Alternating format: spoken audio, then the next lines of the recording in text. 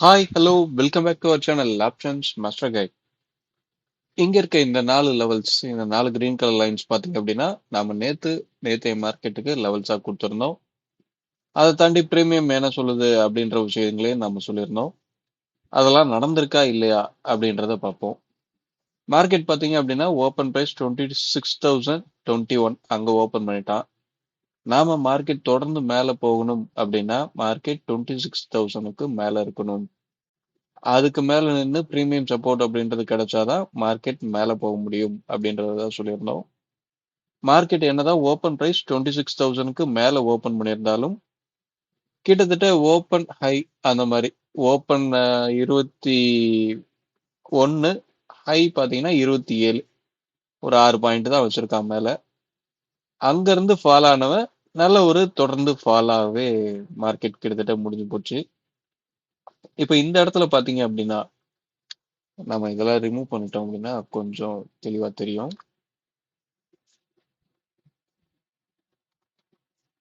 இங்க பாத்தீங்க அப்படின்னா மார்க்கெட் ஃபர்ஸ்ட் கேண்டில் போடுறான்.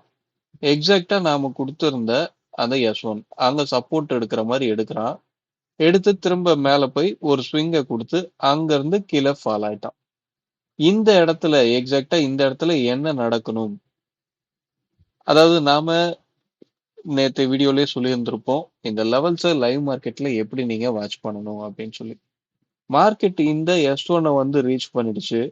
ரீச் பண்ணும்போது நாம நேத்து எடுத்திருந்த ஸ்ட்ரைக் 26,000 அந்த ஸ்ட்ரைக்கை பேஸ் பண்ணி தான் இந்த லெவல்ஸ் அப்படின்றத எடுத்திருந்தோம். அந்த 26,000 புட் அப்படின்றவன் ப்ரீவியஸ் டே க்ளோஸ் பிரைஸ்க்கு மேல அதிகமா ட்ரேட் ஆகுறான்.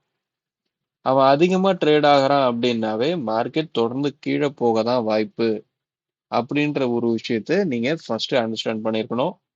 இந்த இடத்துல சப்போர்ட் எடுத்துட்டா அப்படின்னு சொல்லி அங்க இருந்து மேல போக போகுது அப்படின்னு எதிர்பார்த்தவங்களுக்காக நான் சொல்றேன்.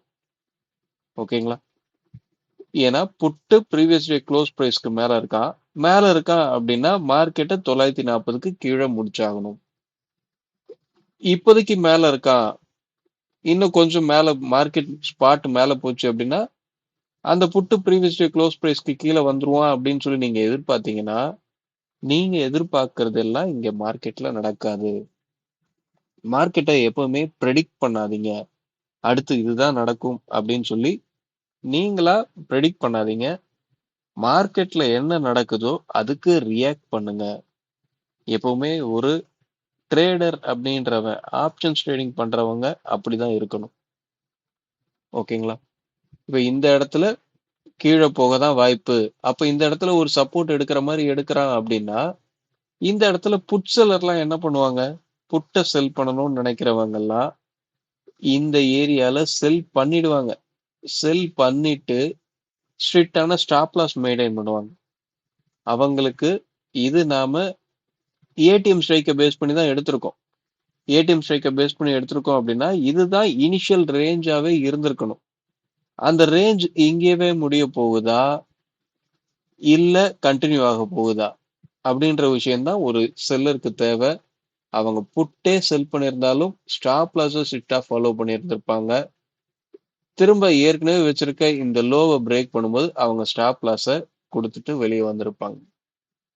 ஓகேங்களா? புட்டை மட்டுமே செல் பண்ணியிருக்க மாட்டாங்க, காலையும் சேர்த்து தான் செல் பண்ணுவாங்க. எப்பவுமே எக்ஸ்பைரி டே அன்னைக்கு மேக்சிமமான டேஸ் இதுதான் நடக்கும். உங்களுக்கு ஓப்பன் இன்ட்ரெஸ்ட்லயோ இல்ல ஆக்டிவ் கான்ட்ராக்ட் டேபிள் இந்த விஷயங்கள் எல்லாமே அப்படிதான் உங்களுக்கு எக்ஸ்பைரி டே அன்னைக்கு அதிகபட்சமா இருக்கும்.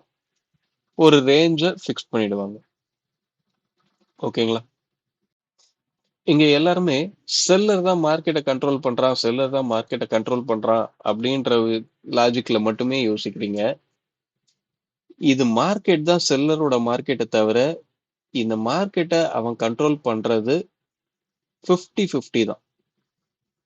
அதுக்கு பின்னாடி இருக்க லாஜிக்கை அண்டர்ஸ்டாண்ட் பண்ணிக்கோங்க. மார்க்கெட்ல ஒரு இன்ஸ்டிடியூஷனல் ட்ரேடர் அவங்க என்ன பண்றாங்களோ அதன்படிதான் மார்க்கெட் ரன் ஆகுது அப்படின்னா மார்க்கெட்ல ஒரே ஒரு இன்ஸ்டிடியூஷனல் ட்ரேடர் தான் இருக்கிறாங்களா அப்படின்றத யோசிச்சு பாருங்க. ஒருத்தருக்கு மேல இருக்காங்க அப்படின்னா எல்லாரும் ஒரே விஷயத்த ஒரே டைரக்ஷனை தான் திங்க் பண்ணுவாங்களா அப்படின்றத யோசிச்சு பாருங்க. இங்க நிறைய இன்ஸ்டிடியூஷனல் ட்ரேடர்ஸ் இருக்காங்க. எல்லாருமே ஒரே மாதிரி யோசிக்க போறது கிடையாது. ஒருத்தருக்கு ஆப்போசிட்டா இன்னொருத்தர் அதிகப்படியான பொசிஷன் கிரியேட் பண்ணாங்க அப்படின்னா அந்த பக்கம் போறதுக்கு உண்டான வாய்ப்பும் இருக்கு. அந்த பக்கம் போச்சு அப்படின்னா அதுக்கு ஆப்போசிட்ல இருக்கிறவங்களுக்கு ஸ்டாப் லாஸ் போக தான் போகுது. ஸோ ஒரு செல்லர் என்ன நடந்தா மார்க்கெட் அந்த டைரக்ஷனை கண்டினியூ பண்ணும் இல்ல ரிவர்சல் ஆகும், அதை மட்டும்தான் ஒரு செல்லர் அப்படின்றவன் ஃபாலோ பண்ணுவானே தவிர அவன் மார்க்கெட்டை கண்ட்ரோல் பண்ணணும் நினைக்கிறத தாண்டி மார்க்கெட் கூட டிராவல் பண்ணுவான்.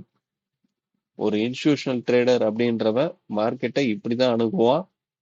மார்க்கெட் கூடவே டிராவல் பண்ணி அதுல கிடைக்கிற ப்ராஃபிட்டை ஈஸியா புக் பண்ணிப்பான். நீங்களும் மார்க்கெட் கூடவே மார்க்கெட்டோட ட்ரெண்ட் கூடவே ஃபாலோ பண்ணீங்க அப்படின்னா உங்களாலையும் ப்ராஃபிட் அப்படின்றத ஈஸியா மேக் பண்ண முடியும். நீங்க ஒவ்வொரு நாளும் இன்ட்ராடேல நடக்கிற அந்த ஃபிளக்சுவேஷன்ல நம்ம இங்க பை பண்ணியிருந்தா இங்க செல் பண்ணியிருந்திருக்கலாம், இவ்வளவு பாயிண்ட் ப்ராஃபிட்டா புக் பண்ணியிருந்திருக்கலாம். அந்த மாதிரி நீங்க ப்ராஃபிட்டோட மோட்டிவ்ல மட்டுமே மார்க்கெட்டை பார்த்துருந்தீங்க அப்படின்னா மார்க்கெட்டை உங்களால கத்துக்க முடியாது. ஆனா பணம் பண்ண முடியும். அந்த பணம் நிலைக்குமா நிலைக்காதா, ஒரு நாளைக்கு ப்ராஃபிட் பண்றது அதை மந்த் எண்ட் வரையும் அந்த ப்ராஃபிட்டை உங்களால எடுத்துட்டு போக முடியுதா இல்லையா அப்படின்றத உங்களை நீங்களே கேட்டுக்கோங்க. ஸோ மார்க்கெட்டை ப்ரெடிக்ட் பண்ணாதீங்க, மார்க்கெட்டுக்கு ரியாக்ட் பண்ணுங்க. ஓகே, இப்போ நம்ம இதெல்லாம் ரிமூவ் பண்ணிட்டு இன்னைக்கு உண்டான லெவல்ஸ் என்ன அப்படின்றத பார்ப்போம். வழக்கமா ட்ரெண்ட் ரிவர்சல் அப்படின்றது எப்பவுமே ஒரு கான்ட்ராக்ட் முடிஞ்சு அடுத்த கான்ட்ராக்ட்ல இருந்து தான் அந்த வேலையை நடத்துவாங்க. இன்னைக்கு அந்த வாய்ப்பு இருக்கா இல்லையா அப்படின்றது எல்லாத்தையும் பார்ப்போம். ஓகே, இன்னைக்கு உண்டான லெவல்ஸ் மார்க் பண்ணியாச்சு. என்ன அப்படின்னா 26,222, 26,086, 25,813, 25,677. இதுதான் நம்ம இன்னைக்கு உண்டான லெவல்ஸா எடுத்திருக்கோம். இந்த லெவல்ஸை தாண்டி பிரீமியம் அப்படின்றது என்ன சொல்லுது அப்படின்னா டவுன் சைட்ல இதுதான் அப்படின்ற மாதிரி எதுவுமே காமிக்கவில்லை. ஸோ 26,000 இந்த ஸ்ட்ரைக்குக்கு மேல நின்று பிரீமியம் சப்போர்ட் அப்படின்ற விஷயம் நடந்தது அப்படின்னா தான் தொடர்ந்து அப் ட்ரெண்டுக்கு உண்டான வாய்ப்பு அப்படின்றது கிடைக்கும். மார்க்கெட் இப்போ நமக்கு க்ளோசிங் 25,910 இங்க க்ளோஸ் ஆயிருக்கான். ஸோ என்ன நடக்க வேணாலும் வாய்ப்பு இருக்கு. மார்க்கெட் இப்போ தொடர்ந்து அப் ட்ரெண்ட்ல தான் வந்துகிட்டு இருக்கு. ஸோ ஒவ்வொரு 50 ஸ்ட்ரைக்கும் சப்போர்ட்டா செயல்படுறதுக்கூடிய வாய்ப்பு அதிகமாவே இருக்கு. ஸோ ஹைல வரும்போது மட்டும் என்ன பண்ணலாம் அப்படின்றத முடிவு பண்ணுங்க. மார்க்கெட் 26,000க்கு மேல வந்துருச்சா, பிரீமியத்துல 26,000க்கு மேல வந்துருச்சா இப்படின்றதெல்லாம் வாட்ச் பண்ணுங்க. வாட்ச் பண்ணி அந்த லெவலை ரீச் பண்ணும்போது என்ன மாதிரி முடிவு எடுக்கணும் அப்படின்றத யோசிங்க. மார்க்கெட் 26,000க்கு மேல நிற்கும் போதுதான் நல்ல ஒரு அப் ட்ரெண்ட் அதுக்கு உண்டான வாய்ப்பு இருக்கு. சரிங்களா? ஓகே, வீடியோ முடிச்சுப்போம். வீடியோ பிடிச்சிருந்தா லைக் பண்ணுங்க. ஆப்ஷன்ஸ் ட்ரெயினிங் பண்ற உங்க நண்பர்களுக்கு ஷேர் பண்ணுங்க. மீண்டும் அடுத்த ஒரு வீடியோல சந்திப்போம். தேங்க்யூ. பாய்.